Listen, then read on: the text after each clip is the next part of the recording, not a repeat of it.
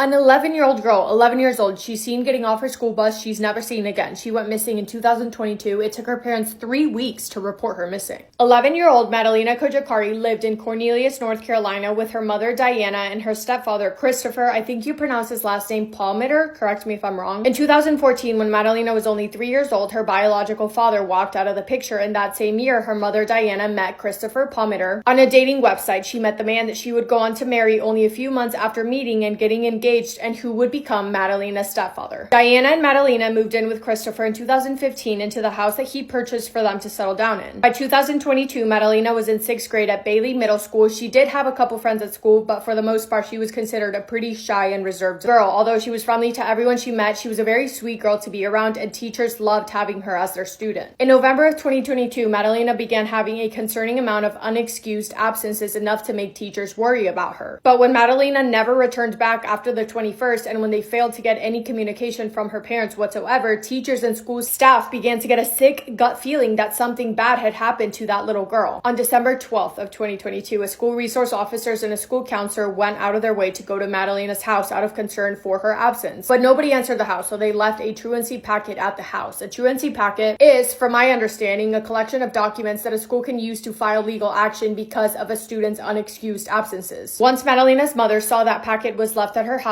she called the school the next day to let them know that everything was fine, and she told them that the following day she would bring Madalina to school for a meeting to discuss her absences. And on December 15th, Diana did show up to the school, but she showed up alone. Madalina wasn't with her. And when questioned about Madalina's whereabouts, Diana confessed that Madalina had been missing since November 22nd. She later changes her statement to say that she actually last saw Madalina on November 23rd at 10 p.m. Regardless, it was now December 15th, and for the very first time, her mother is letting someone else know that she has not seen her 11-year-old daughter for over 20 days. Furthermore, she told the school that she hadn't bothered to report her daughter missing. The school contacted the local police, as they should, and Diana told them that, yeah, she hadn't seen her daughter since November 23rd. She said she fell asleep, and when she woke up, Madalina was gone, but she wasn't worried because she assumed that Madalina was with her stepdad, Christopher, who had left that morning for a trip to Michigan. When Christopher, the stepdad, returned 2 days later, Diana realized that Madalina wasn't with him, and Christopher claimed that he thought that Madalina was at home with Diana, but even when the two of them realized that she wasn't with either of them, they didn't do anything. Diana told police that she was scared of her husband Christopher, and that was the reason that she hadn't reported her daughter as missing, because she was afraid of starting a conflict with her husband. Makes no sense, but okay. Christopher's side of the story was that he hadn't seen Madalina since a week before November 23rd. The search for Madalina began immediately. Investigators, detectives, officers, understanding the urgency they had to find her, given that they were already 22 days behind because they were not made aware of her disappearance until now. Their house was searched, and the FBI was quickly brought in for assistance. On December 17th, 37-year-old Diana Kojakari and 60-year-old Christopher Palmitter were arrested for failure to report the disappearance of a child to law enforcement. The search continued, investigators questioning family, friends, and neighbors, while at the same time continuing to search their house and their cell phone records, as well as searching the surrounding areas, including fields, woods, lakes, spreading across state lines and across the globe. From the neighbors, investigators learned that from the day that Christopher returned back from his trip on November 27th, fires were noticeable in the family's backyard. Neighbors noticed them burning random house items such as couch cushions, and those fires went on for 3 weeks. They would often happen in the middle of the night.